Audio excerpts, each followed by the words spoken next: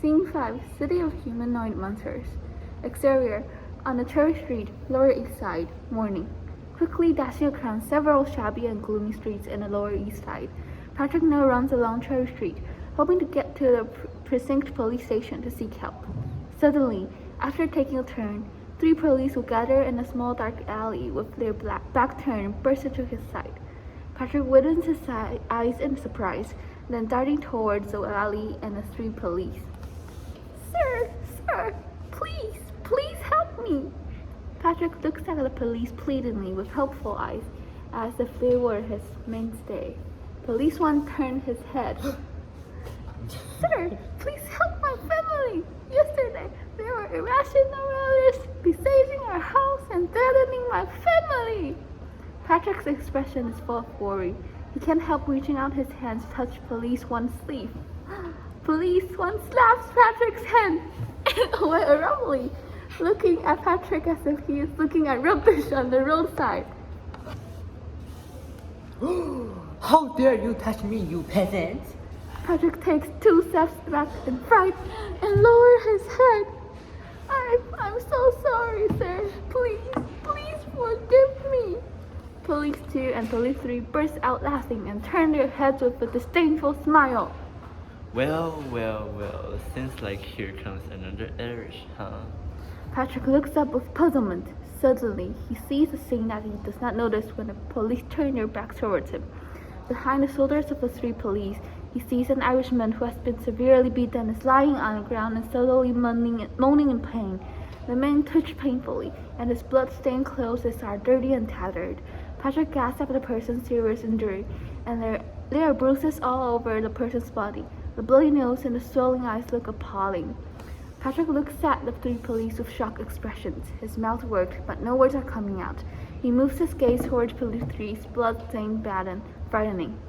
What disgusting look in your eyes? What did you think you are? I'm dead. Haha, seems like we have scared the Irish coward out of his wife. We are so lucky, don't we? I just happen to have not enough fun yet, and here's comes a new toy and play with. Let's teach him a lesson. Let's let him know who are the ones that guilty for the leg he can't mess with. Patrick trembles involuntarily, shaking his head, begging and pleading. Please, sir, please forgive me. Please save my... Before Patrick gets to finish his words, a baton hits him in the stomach. Patrick falls backwards and hits the ground with a thud. Before he could react, more batons heavily hit and fall on his body, knocking on his arms, trunk, and legs. He can feel hard kicks striking and stepping on his body. The only thing Patrick can do is to curl up his body, protecting his head with his hands, begging the 3 police to stop and spare his life.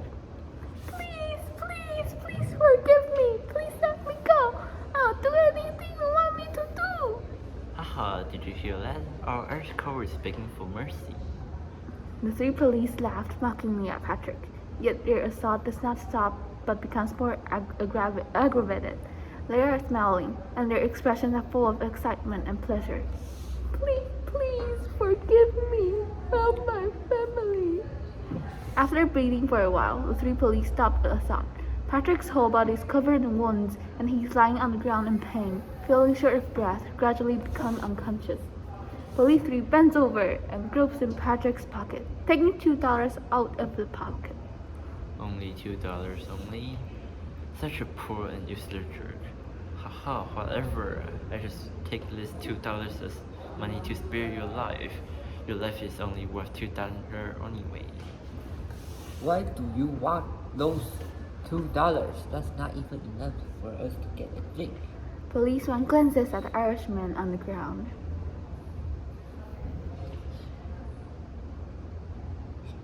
And we have just collected $9,000 from this disrespectful guy.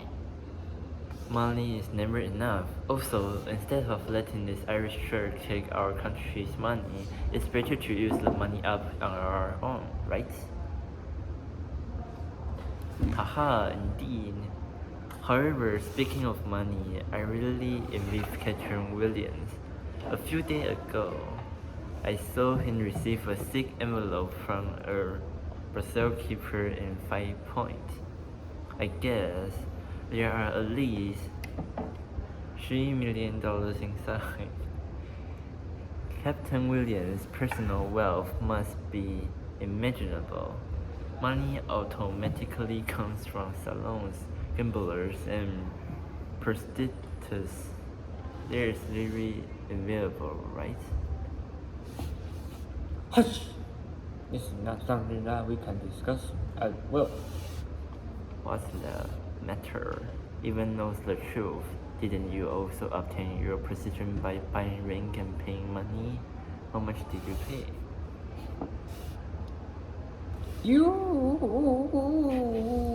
Police 3 stands out and pats both of them on their shoulders, smoothing the matter over. Calm down, calm down. We have spent our time here too much. It's time for us to report our tax and hand in the money. Let's go. Police 1 and Police 2 glances at each other displeasingly. Police 1 kicks Patrick one last time and turns away, leaving the valley. Police 2 and Police 3 follow behind him. Cut to exterior, a tavern located in Lower East Side, Afternoon. After being beaten and fainted, Patrick and the injured Irishman who fell to the ground were brought back to a tavern by a bartender. Patrick wakes up from unconsciousness and sits up from bed. He finds out that the beaten Irishman, John, is sitting across from where he's lying. Who are you? Oh, I'm John, the owner of this tavern. I told my bartender to also bring you back because we are both Irishmen, meeting the same adversity. Life in New York is not easy for an Irishman, isn't it? Feeling better now? Of course, yes. Thank you. What do you mean by same adversity? Why are you beaten by the police? Did you get beaten for no reason like me? Did I do something wrong? Why is the police not willing to help me? Haha, no! I got troubled by the police because I did not pay. Because I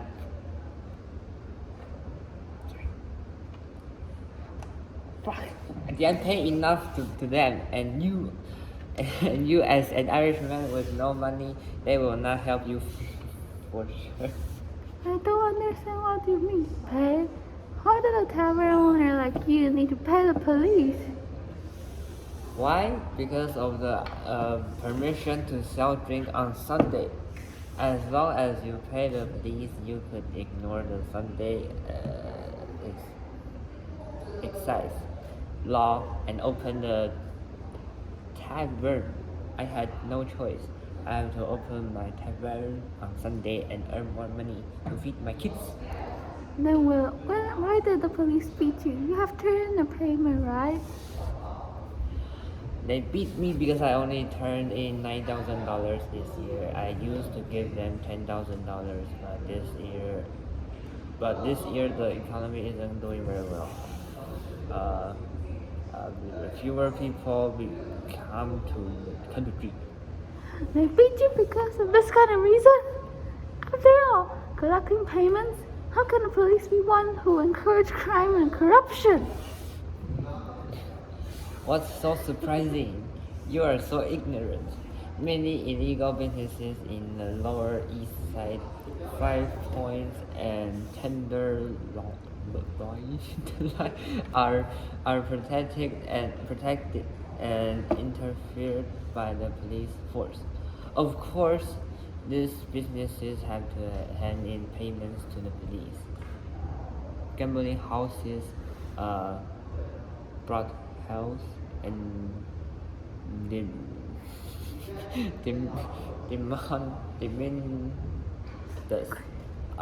are still paying insurance or money to help the police in return. As far as I know, when the police make a raid, gambling houses have to turn in at most $300 as protection insurance.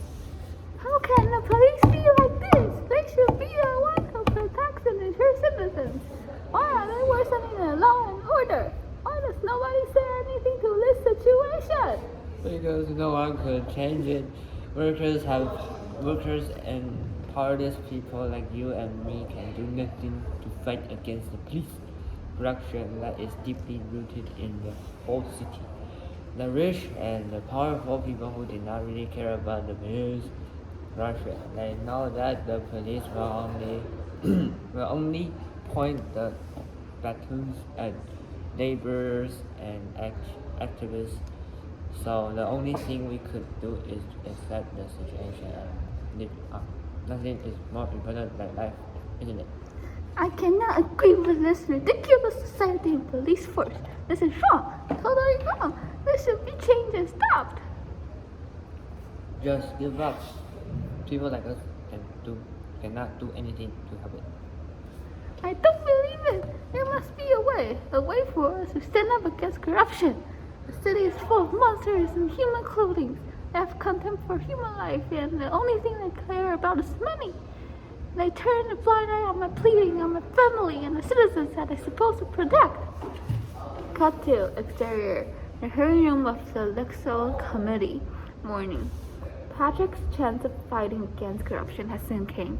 Reverend Dr. Charles H. Parkhurst, the president of the City Society of the Prevention of Crime, accused of corruption of the city and the public. Parkhurst's action compelled the New York City Police Department to be investigated by the New York State Senate, more specifically, the Lexel Committee. Over 700 of witnesses scattered in the hearing room. They are victims with different occupations, but they all have one thing in common. They are victims of police corruption.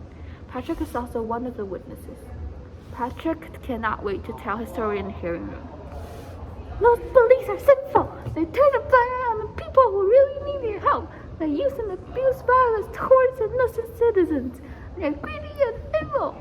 They are unworthy to be a police, unworthy to be the one who has been respected. Calm down, Patrick. I know that their doings are unforgivable, but I need to calm down. Tell me about your story. Patrick takes a few deep breaths and clenches his fist, gradually bringing up his story. During the draft riot, rioters turned to target our family because they found out that my wife is a black person. Several crazy rioters threatened my family, so I tried to seek help from the police. I encountered 3 police on the street, but after I asked them for help, they just beat me and treated me as a dirty peasant. Not only me, another Irishman called John, who was a tavern owner, was severely beaten by them too. They beat John because John handed fewer payments than last year. The payments are used for permission to ignore the Sunday excise law and open a tavern on Sunday. The police force is doing this kind of dirty business all over the city. They collect payments from illegal business and encourage corruption. They're spreading depravity. Thank you for telling me this, Patrick. You have provided important testimony and evidence for the city. Do you have any idea of how to solve this problem? Resisting and uprooting police corruption. Me? But advice from a person like me is useless. Don't belittle yourself, Patrick. Every piece of suggestion is worth listening to and discussing. I think we could reveal the whole incident and every single detail of police corruption to the public, letting the people know about the police's brutality and their abuse of power. We should let more people know about this and stand against it together. We should assemble and use the power of the people. Disappointed and irritated by the current New York City. In the next mayor election, the people might vote for a candidate who is willing to reform the city. And if a person is successfully elected, he has the right to appoint the commissioner of the New York City Police Department. I believe that the new mayor will choose a person who also wants to reform the police to take the position. In this case, there might be a reformation of the New York City Police Department. Police corruption will be investigated and eliminated. There might also be a chance to prosecute those corrupt police and send them to jail. Using the power of the public, that is a really good idea. Thank you, Patrick. I would like to take your suggestion. Patrick stands up and laughed out loud. hope the police corruption in New York City will no longer exist. Other witnesses respond to Packard's words excitedly. They shout out the three words, "no longer exist," repeatedly.